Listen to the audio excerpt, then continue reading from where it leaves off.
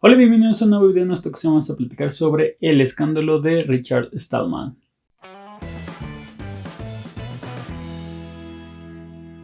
Hace una semana se generó un escándalo con Richard Stallman y me parece muy importante la noticia para poder comentárselas en un video y poder entender todos quién es este personaje, qué es lo que ha hecho, qué tiene que ver con el mundo de la programación o el desarrollo y por qué, digamos, entre las comunidades de desarrolladores se ha generado muchísimas noticias y muchísimas opiniones con respecto a este personaje. Richard Stallman es un programador y es también un activista. ¿Qué quiere decir con esto? Él es, entre muchas cosas, un personaje muy famoso en el mundo de la tecnología, en especial del desarrollo y en las comunidades de software libre. Richard Stallman es un programador y activista que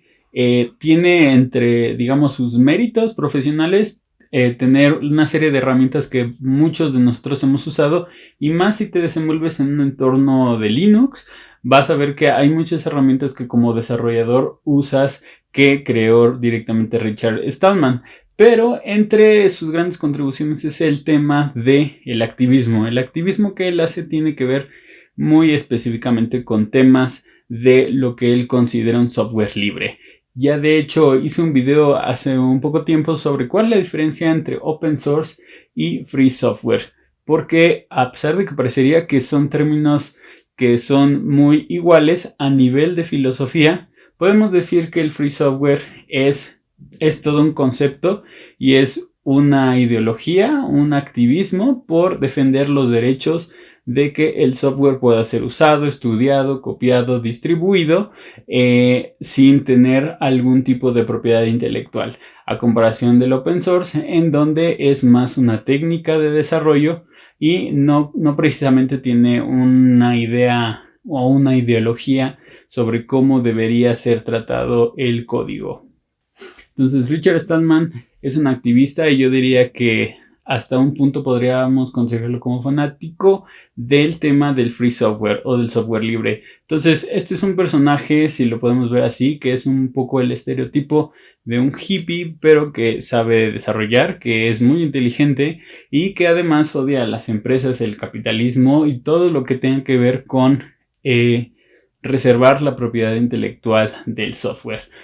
Llámese odiar a empresas como Microsoft o cualquier otra empresa de tecnología que desarrolle software que no sea accesible y que obviamente la propiedad intelectual se quede bajo resguardo de estas empresas. ¿Qué tipo de proyectos ha creado Richard Stallman? Bueno, el más conocido y los dos más conocidos es el GNU Project y el Free Software Foundation. Son dos proyectos en los cuales, por ejemplo, en el GNU Project vamos a ver que él estuvo trabajando en muchas herramientas para poder crear un sistema operativo similar a Unix, porque también para Richard Stallman Unix es un software o es un sistema operativo con diferentes esquemas de licenciamiento, pero entre ellos tiene código reservado o que es propietario. Por lo tanto, él quiso desarrollar un sistema operativo con soporte a este Unix, pero adicional obviamente con toda la ideología del software libre, es decir, que todos los componentes del sistema operativo fueran de software libre. En este proyecto surgieron algunas herramientas muy comunes que seguramente has utilizado si has usado alguna distribución de Linux. Por ejemplo, tenemos GCC, que muchos, si les gusta trabajar sobre C como lenguaje de programación, saben que es el compilador. Y también tenemos, por ejemplo, el editor que es Emacs, GNU Emacs, el cual también es muy bueno si lo que tú quieres es tener una especie de consola avanzada de desarrollo para poder programar. Tienen otros productos, por ejemplo, la licencia GNU GLP es también creada por Richard Stallman, en donde, por ejemplo, habla del tema del copyleft, así como tenemos el copyright para poder proteger la propiedad intelectual de productos, o en este caso de software. También él creó la filosofía del copyleft, que es la técnica en la cual, digamos, si tú creas y distribuyes software bajo esta metodología, la intención es que la siguiente persona, la siguiente fundación o la siguiente empresa que tome ese código lo pueda modificar, distribuir, cambiar, modificar, pero con la misma premisa de hacerlo accesible para las siguientes comunidades o las siguientes personas que quieran reutilizarlo y mejorarlo o utilizarlo en otros aspectos. Y como les decía, el tema de Richard Stallman es que su idea era crear un sistema operativo de software libre. Entonces ya tenía el editor, el compilador, tenía también la parte del ambiente del escritorio que se llama GNOME. Simplemente le faltaba el kernel. Y en ese entonces, digamos, Linus Torvalds, que es el creador de Linux, tenía también esa filosofía del software libre. Entonces,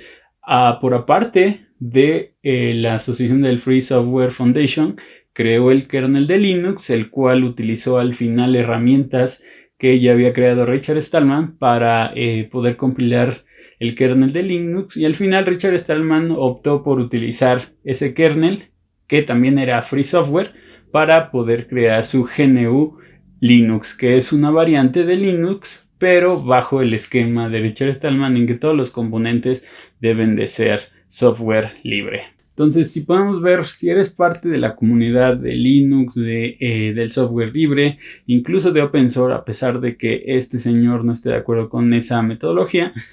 pues puedes ver que ha influido mucho en el tema de desarrollo, de herramientas de desarrollo que pues prácticamente están en muchos sistemas operativos y que ni siquiera estamos completamente al tanto o con el pleno conocimiento de que los estamos utilizando. Ya con ese contexto, hace unas semanas empezó a correr muchísimas noticias en torno a que Richard Stallman, él trabajaba en el MIT e incluso dicen que ahí vivía, ahí dormía y la mayoría del tiempo se la pasaba ahí. Entonces, este señor se dio a notar en las últimas semanas porque renunció justamente al MIT, era profesor, y también renunció a la Free Software Foundation que él mismo había creado. Entonces todo esto empezó por el tema de que hace algunos años algunos profesores del MIT estaban metidos en algunos problemas por escándalos sexuales o de acoso. Entonces Richard Stallman, a pesar de que es bien conocido por todas las contribuciones al software libre y su activismo, también es cierto que dentro del MIT ha causado mucho escándalo por el tema de que no es muy respetuoso hacia las comunidades de mujeres desarrolladoras. Entonces hay muchísimos tweets de mujeres que estudiaron en el MIT, el cual narraban cómo Richard Stallman hacía analogías misóginas o actuaba de una forma muy poco incómoda cuando pues, te estás refiriendo a alumnas de una escuela. Todo esto provocó que al final, en una serie de correos filtrados, dando su opinión Richard Stallman sobre algunos temas de acoso sexual, sobre algunos profesores, por ejemplo, el pionero de la inteligencia artificial es uno de ellos, que ahorita ya falleció, hablaba sobre cómo los defendía y cómo defendía este tipo de actitudes y las menospreciaba. Es decir, para él no era grave y para él siempre tenía un tinte de que pues cualquier cosa que hubiera pasado era más un tema consensuado que otra cosa. Más allá de hacer escándalo por este tipo de noticias, a mí, bueno, me impactó sobre todo por el hecho de que muchas veces idolatramos o conocemos a gente muy famosa que en su área de expertise es extremadamente buena, sin embargo, digamos, tiende a tener problemas sociales o de convivencia o tiene ciertas actitudes que al final, por ejemplo, este señor Richard Stallman, a pesar de que él directamente no hizo nada en este tipo de acusaciones o él no está envuelto en este tipo de acusaciones o escándalos, pues él defiende a sus compañeros profesores. Entonces sí es un poco impresionante cómo, por ejemplo, tú puedes conocer solamente desde un punto de vista a una persona o a un experto, en este caso de desarrollo, de programación, que ha contribuido a que, por ejemplo, muchos proyectos de software libre, por ejemplo, el propio Linux, pues son tan famosos, tan ocupados en muchísimos ámbitos de todas las industrias, y al final te enteras que este tipo de comportamientos los minimiza, los apoya de alguna u otra forma, o simplemente los trata de evitar, cuando él también, a pesar de que realmente él no hizo nada en este tipo de escándalos, pues afecta a toda una comunidad que al fin y al cabo lo sigue, sobre todo pues por todas las contribuciones que ha hecho a lo largo de su vida. Entonces me parece muy importante cómo a veces tenemos esos símbolos o esos, digamos, héroes en donde puedes tener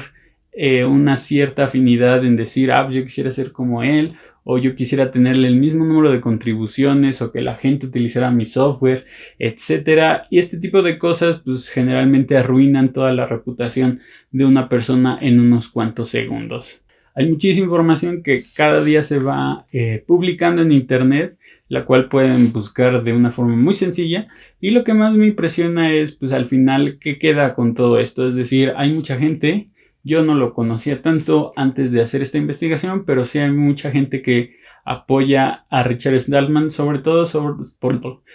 por las contribuciones que ha hecho en materia de desarrollo de software. Sin embargo, aquí llega una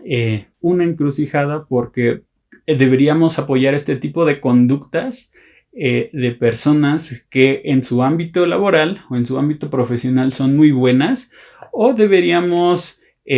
pues sí, tratar de alinear todos los principios que nosotros tenemos de que las cosas se tienen que hacer bien, y que si este señor pues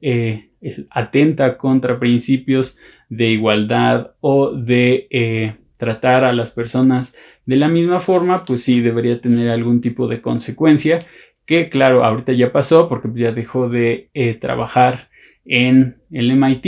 y también ya dejó pues la propia fundación que él creó. Entonces este tipo de escándalos siempre ponen a dudar a mucha gente, porque pues tienes como que a tu ídolo o a la persona que tú quisieras ser en un futuro, y cuando descubres este tipo de escándalos pues sí, obviamente te pone a dudar, porque pues a pesar de que nadie defendería este tipo de acciones, pues hay muchos que tienen esa duda de cómo defender a una persona que en su vida personal tiene una serie de comportamientos e ideologías pues que no van con la ideología común de la gente, pero a su vez en su rango profesional es muy bueno, sigue contribuyendo, y lo que hace de alguna u otra forma pues es también